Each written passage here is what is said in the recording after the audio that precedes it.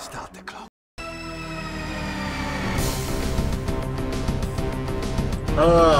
Howdy kitties, Dr. Freedom here with you. Time for some Doctor Who news.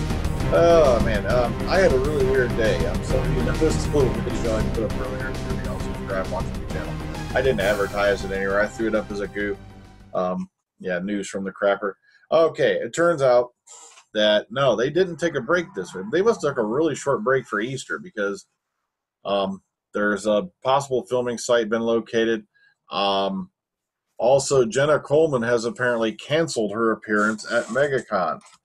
So, interesting stuff going on. And they did say it was due to filming commitments.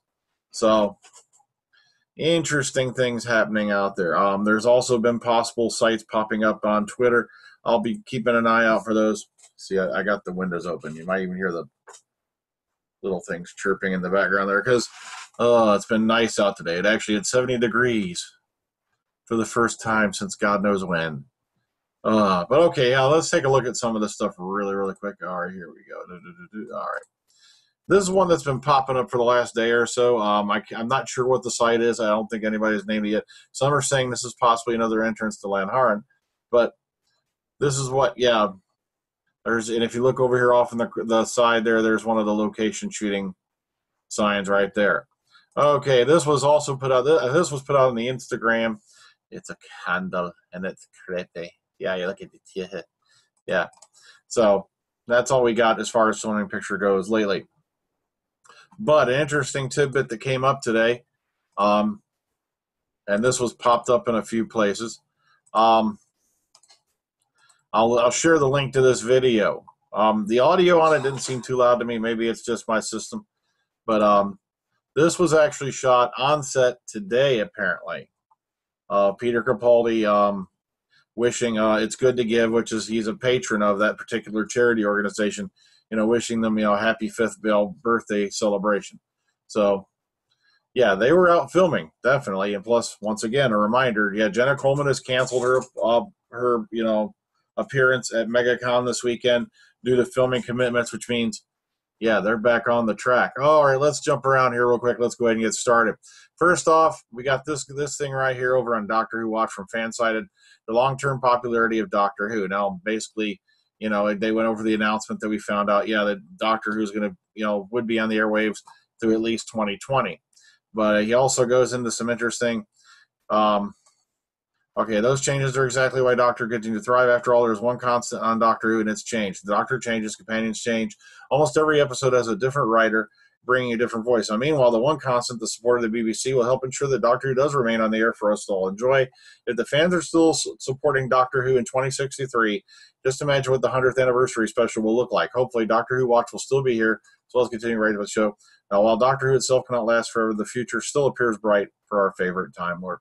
So, the long-term popularity of Doctor Who, I just thought it was an amusing little, you know, article there to take a look at.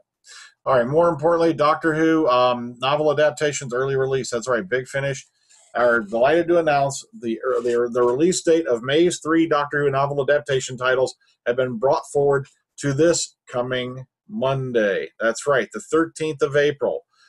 Big Finish will release 3 special titles. The novel adaptations, Volume 2, The Well-Mannered War, and Damaged Goods. Now, originally scheduled as May releases, they've been brought forward exclusively through the Big Finish site, with other retailers keeping the May date. People worrying about their budget should be reassured that the pre-order price will be kept to the end of May.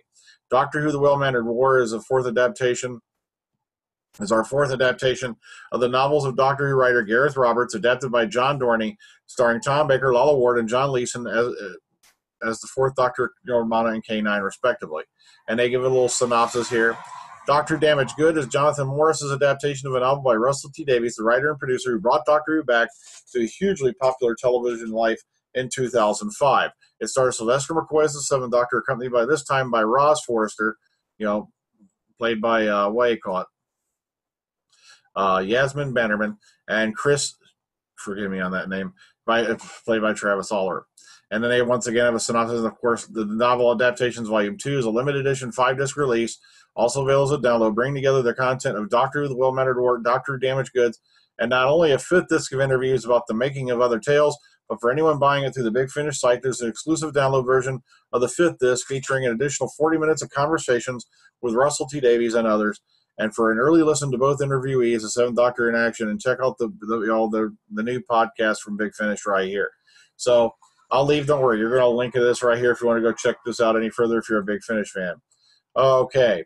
Hang on a second. I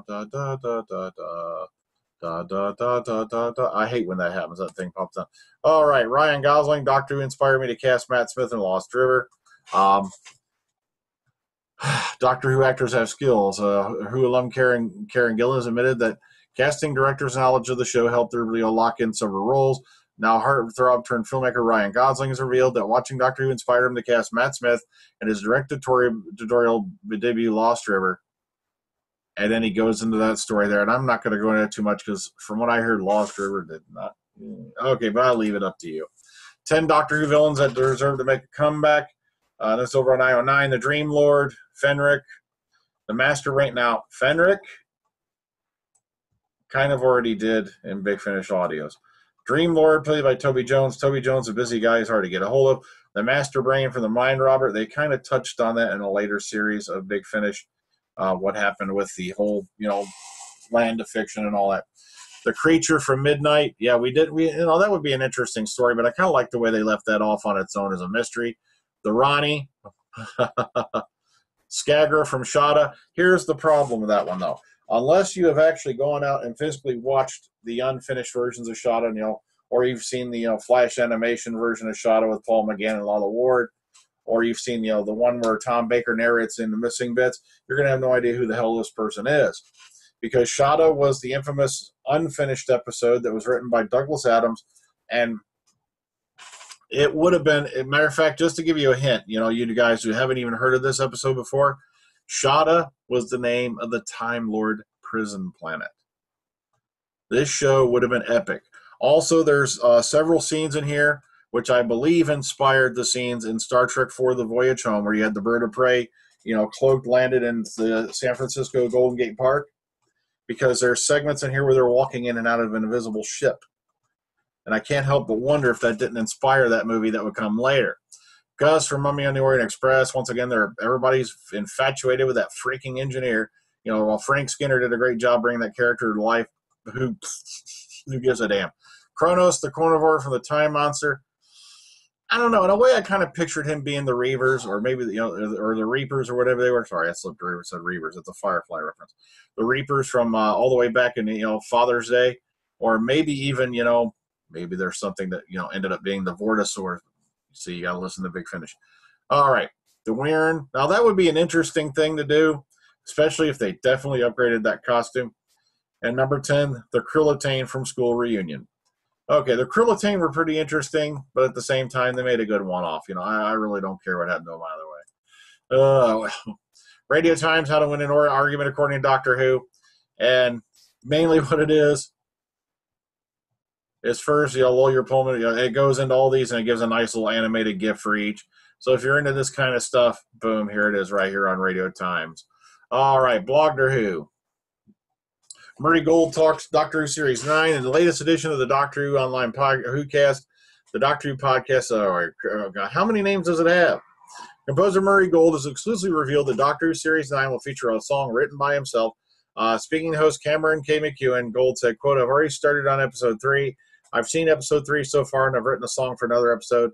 A song, there's some people playing instruments in the background, and they're singing stuff. They need a song, so that's always fun, end quote.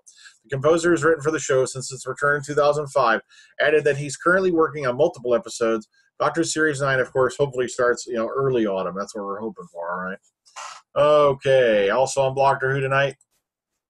Sorry about that. Netfics online fan fiction. Below you can find details about a new website that collates and releases fan fiction inspired by shows like Doctor Who, Sherlock, and Firefly. You can visit Netfix here. With such a wealth of fiction on the net, trawling for great stories can be hard. That's why at Netfix we're less about quantity and all about the quality.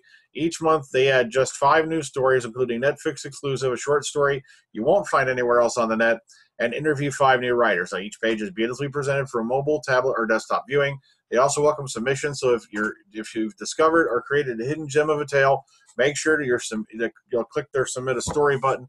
This month they focus on the works inspired by the longest running sci-fi series, Doctor Who, from the long con of the Ralex operation to the bittersweet recollections of the War of Jenkins' Ear and other stories, and the literally lunacy of our Netflix exclusive pulp fiction. The stories in this first collection make good on the Doctor's tantalizing invitation. All right, Netfix Volume 1, featuring stories based on the BBC television show Doctor Who, is available to view at netflix.net. There you can click right there. Volume 2, featuring stories based on the BBC television shows Doctor Who and Sherlock, will be available in May. Okay, lastly for today, Casturberus, if you want to go take a look at this, this was the convention review for Regeneration, Who Rocks America. They got a couple, nifty little videos, so they have really good pictures here. Also, I believe, that was the Tom Baker Skype thing. Be sure to go check this out, especially if you don't get a chance to go to conventions and all that. Maybe you like to see what they talked about in some of the panels and whatnot. Some really fun stuff to look at, especially if you're a hardcore Who fan. Okay, well, that's all I got for you today, folks. I hate to cut this one short, but hey, I got a lot of stuff to do, and I got to be up in the morning to go to work, man. Keep in mind, Omega Files this weekend will be a Q&A session podcast with actor Simon Fisher-Becker. We're going to talk about Doctor Who. We're going to talk about Harry Potter. We're going to talk about acting. He said pretty much ask him about anything and everything, and he'll feel free to talk to you about it. Especially actors, acting, what it takes to be an actor, all that stuff. He said just ask him. He'll feel free to answer. Okay, so until next time, guys. Catch you on the flip side. Talk freedom out. Yeah, baby.